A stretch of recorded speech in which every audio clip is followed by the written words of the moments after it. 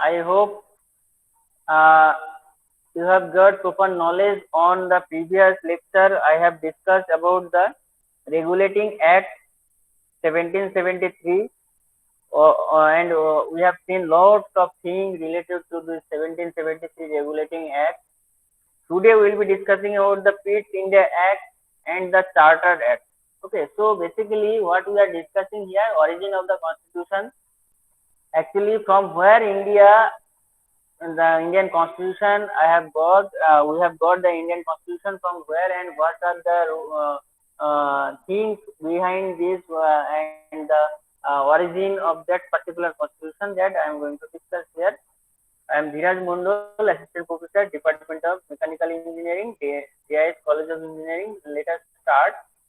So the origin of the Constitution Pitt India Act, here in this particular act, 2 or 3 points has to be remembered here. So basically here in Pitt India Act, which was come in 1784, what is and here what are the provision? It has made a provision of separation in companies commercial and political activities. See, initially there was some political and commercial activities which was merged together. Basically that particular activities, it was written, and everything was done, was and the activities, these particular activities, it was done in a one hand, you can say. But right now the company, it is bifurcated or separated out the commercial and political activities. Means in case of commercial means with the business purpose. Okay, commercial activities, what will be the rules, regulation, and all this. But in political activities means how the administration will work and all this. Okay. So next point is, you can say, I can say that it created a new body called Board of Control to manage the political affairs, while Board of Directors were allowed to manage the commercial affairs. So second point, it is telling that it is created basically under this Pitt India Act, a particular new body is created which is called Board of Control. Okay, why it is created? It is created to manage the political affairs. Okay, and one more important point, the Board of Directors. Board of Directors, this particular body is made to manage the commercial affairs. Okay, so this is very important point. And another point we need to remember, that is the company's territory in India were for the first time called British possession in India. So these are the small changes which I have seen in Pitt India Act. And here it is written, you can see, in a bid to rectify the defects of Regulating Act 1773, the British Parliament passed the Amending Act of 1781, also known as the Act of Settlement. The next important act was Pitt India Act 1784. Okay, so later, that means it is saying that it is rectifying the defects of the Regulating Act. Now the defect is, let us recapitulate what was the Regulating Act of 1773. Here basically what happened, it made a provision of Supreme Court at Fort William, Kolkata. Okay, comprising one Chief Justice and 3 other judges, that I have discussed in the earlier classes, that one Chief Justice and 3 other judges, it is consisted, and the Supreme Court, it was established in Kolkata. At that time it was called Calcutta, and also it prohibited the servants of the company from engaging in any private trade or accepting presents or bribes from the natives. So जो bribe जो जितना चीज जो है, ये company का जो member जो लोग थे वो लोग कर रहे थे, इसलिए थोड़ा इसमें रेगुलेटिंग एक्ट के थ्रू ये सब चीजें जो रेस्ट्रिक्ट किया गया. तो क्या क्या फीचर्स है, तो यहाँ पर सब कुछ जो अभी डिस्कस किए वही यहाँ पर बताया गया. कि first feature is distinguish between the commercial and political function, and second feature code of director. Code of director जो मैनेज कर रहे हैं कमर्शियल अफेयर्स, और बोर्ड ऑफ कंट्रोल जो मैनेज कर रहे हैं पॉलिटिकल अफेयर्स, बस यही है। So it is establish A double government, okay, double system of government, ठीक है। तो ये this is the features of the Pitt India Act, and third features already it is told that British possession in India, basically the company's territory in India were for the first time called British possession in India. Okay, so it basically it empowered the board of control to supervise the and direct all operation of the civil and military government or revenues of the British possession in India. Thus, the act was significantly for two reasons. First, the company's territory in India were for the first time called the British possession in India, and second is the British government was given the supreme control over companies' affairs and its administration in India. So these are the features. Now let us discuss about the Chartered Act. See, whenever I am discussing about the Chartered Act, then you need to remember there was 4 Charter Act, and which was come after that means come in the interval of 20 years. So first Charter Act was come in 1793, remember, okay, and after that next Charter Act which was come in 1813, next after 1833, and after that 1853, that is the last Charter Act. So by the help of this Chartered Act, we have seen lots of changes in the constitution of British India, and those, that means those which is important for constitution point of view, that will be discussed in particular in this region, in this particular area, in this particular lecture. So let us discuss the Chartered Act of 1793 first of all. Though it is not written here, you can see the Chartered Act of 1793, it is written 1833, but I am discussing here basically why it is written only 1833, because only this part is very important. But again, let us discuss the 1793, what happened actually, Chartered Act of 1793, 1793. So here basically salaries of the member of the board to be drawn from the Indian exchequer. तो ये जो है Indian exchequer से आपको salaries जो है member का salary, मतलब कहाँ का जो बोर्ड का जो मेंबर जो है उसका सैलरी ड्रॉन कहाँ से किया जा रहा है, इंडियन एक्सचेकर से। ये बस थोड़ा एक पॉइंट आप याद रखना, नहीं भी याद रखोगे कोई दिक्कत नहीं। बस नेक्स्ट है आपका चार्टर्ड एक्ट ऑफ 1813। तो इन 1813 next after 20 years Chartered Act was come into the picture, and in this particular time what happened actually, companies monopoly over trade was abolished in India, but its monopoly over trade with China and for trade in tea retained. Means what, basically at that time the particular there was some trade between the India, British India and other countries. So mainly the trade of tea production, you know, the Assam, Darjeeling area. Okay, so in this particular area there was lots of tea production. So companies monopoly means if I am just only the own shop in a particular market, if I am only selling the laptop or mobile, and rest of that means there is not any other shop of the mobile, so that I am just what I am doing, I am just monopoly business I am doing. So this is called monopoly. Okay, so this companies monopoly over trade were abolished in India. मतलब जो company जो चाय का जो business है, या फिर मान लीजिए जो बिजनेस जो कर रहा है कंपनी, उसका जो मोनोपोली उसको एबोलिश किया गया। ठीक है, चाय का नहीं, मतलब पूरा जो बिजनेस है, मतलब वो लोग जो अगर कपड़ा बेच रहा है तो कपड़ा वही लोग बेचेगा, ये ऐसा मोनोपोली था। तो कंपनीज मोनोपोली ओवर ट्रेड, जितना ट्रेड हो रहा है उसके ऊपर कंपनीज मोनोपोली ये एबोलिश टोटली, इसको एबोलिश किया गया in India. But its monopoly over trade with China and for trade with tea retained, मतलब चाइना के साथ जितना मोनोपोली बिजनेस होगा और टी के ऊपर सारा के सारा मोनोपोली ये रहेगा। ये जो है 1813 में ये चार्टर्ड एक्ट में लाया था।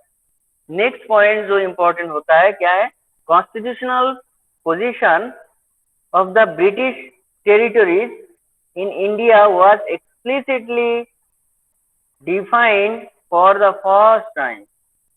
तो कॉन्स्टिट्यूशनल पोजीशन जो है ब्रिटिश टेरिटरीज इन इंडिया, ये क्या हो गया, एक्सप्लिसिटली डिफाइन किया गया फर्स्ट टाइम। क्या होगा, मतलब पोजीशन क्या, किसका क्या काम होगा, कौन सा बॉडी होगा, इस गवर्निंग बॉडी को क्या काम होगा, सब कुछ यहाँ पर डिफाइन किया गया। नेक्स्ट पॉइंट जो इम्पोर्टेंट हो जाता है ये है आपका, act ask a company to spend 1 lakh rupees every year on the education of Indian.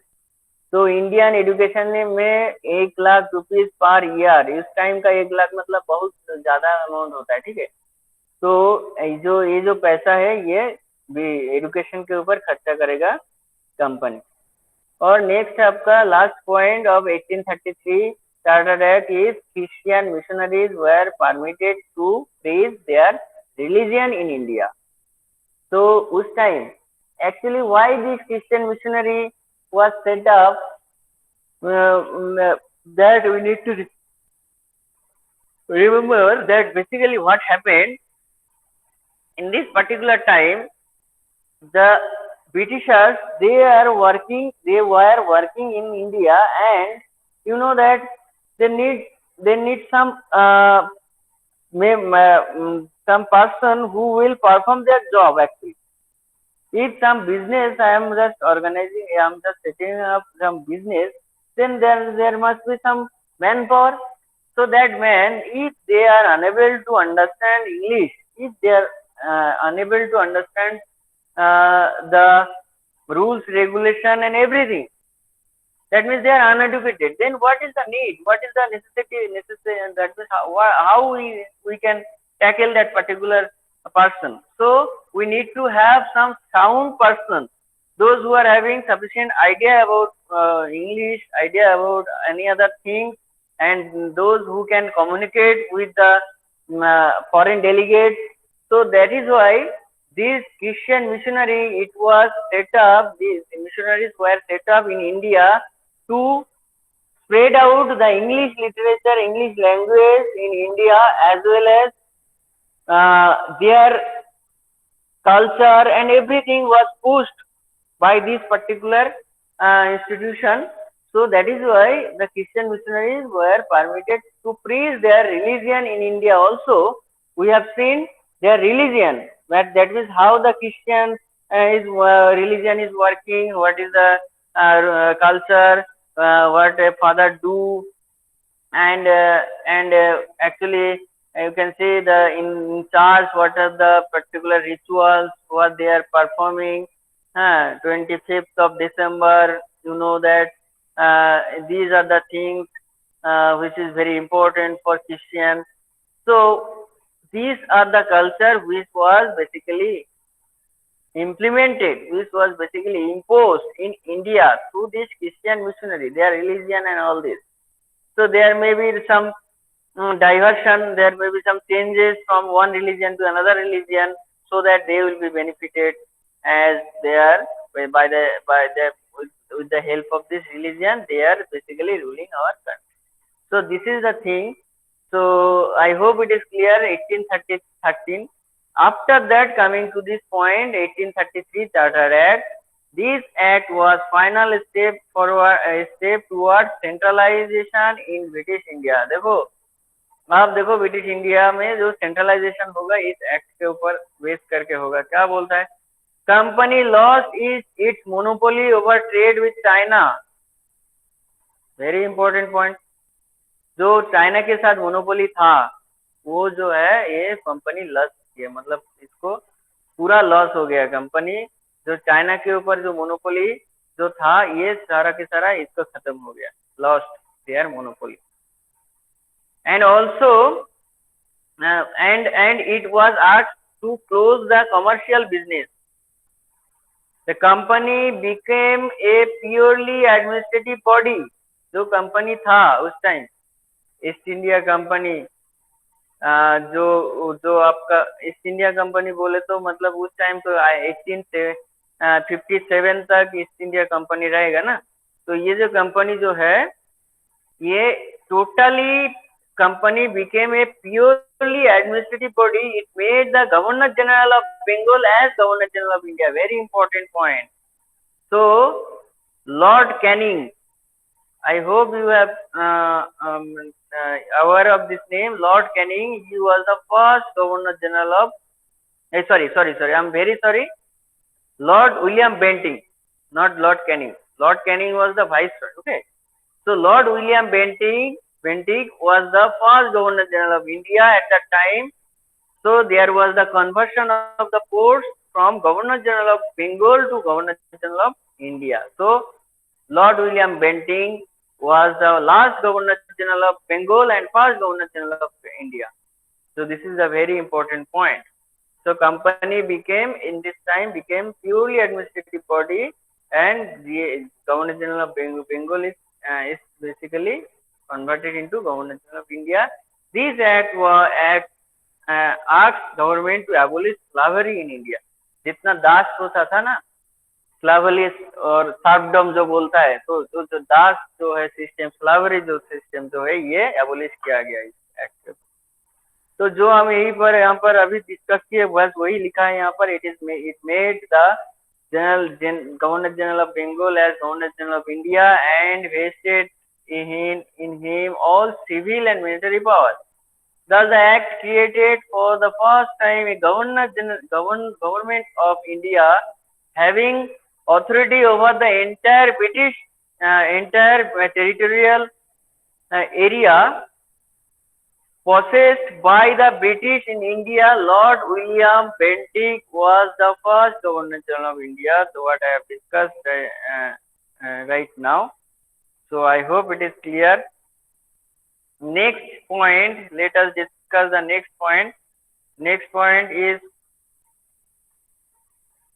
point number 2. You can see what is the next point. Next point is it derived the Governor of Bombay and Madras of their legislative power. The Governor General of India was given exclusive legislative power for the entire British India. Okay, so entire British India, Governor General of India इसको exclusive legislative power दिया गया। मतलब legislative मतलब law बनाना है। Okay, they can make some laws in British India, entire British India में, ठीक है। तो ये इतना पावर ज्यादा है, ये मतलब पावर एक्सटेंड किया गया। और क्या और है, देखो, the laws made under the previous act were called the regulation, while laws made under this act were called as act. Okay, so जो कानून जो है ये मेड किया गया अंडर प्रीवियस एक्ट के ऊपर, इसको बोलेगा रेगुलेशन। एंड इस एक्ट के ऊपर जो बेस करके बोलेंगे, मतलब 1833 जो एक्ट के ऊपर बेस करके जिसको बोलेंगे एक्ट, ठीक है। तो रेगुलेशन बोले तो कुछ चीजों को रेगुलेट करना, एक ढंग से एक सजा के कुछ ऐसा। बस ये जो एक्ट जो हो ना, एक्ट होने के लिए अलग से परमिशन होके साइन कराना होता है, जो हेड ऑफ द डिपार्टमेंट है। बोले तो in India right now, if you want to pass a law, then it should be passed by legislation that is in parliament, Lok Sabha, Rajya Sabha. Then it will be forwarded to president of the India. Then if president assent has been given to that particular bill, then that particular bill will be made as act, and after that it will be delivered, it will be served through Supreme Court of India. If anybody is violating that particular law, then the reasonable punishment should be given on that particular individual by the higher court. It may be higher court, it may be Supreme Court, it may be High Court, it may be subordinate court, any court. Okay. So once the bills passed by the Lok Sabha Rajya Sabha, it will be forwarded to President of India. If President has given his assent on that particular bill, then it will be coming as a particular नियम जो act हो जाएगा. ठीक है. So this is the second point. Let us discuss the third point. It ended the activity of East India Company as a commercial body. जो अभी discuss किए थे, which become a purely administrative body. It provided that the company's territories in India were held by it in trust of His Majesty, his heir and successor. Okay.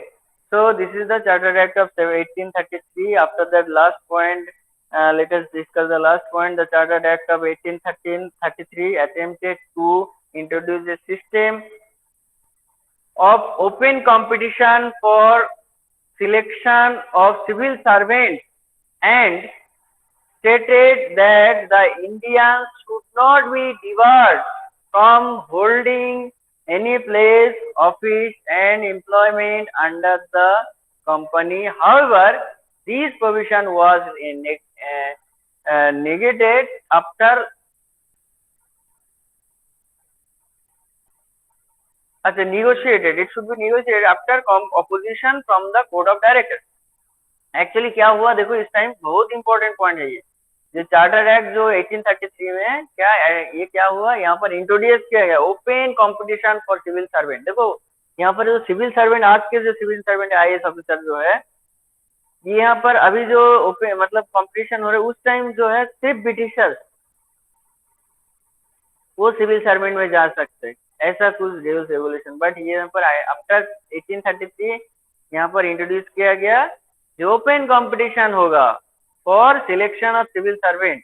Okay. और क्या है, Indian जो है इसको debar किया नहीं, मतलब जो इंडियन है वो भी ऑफिस होल्ड करेगा और काम करेगा उस हिसाब से.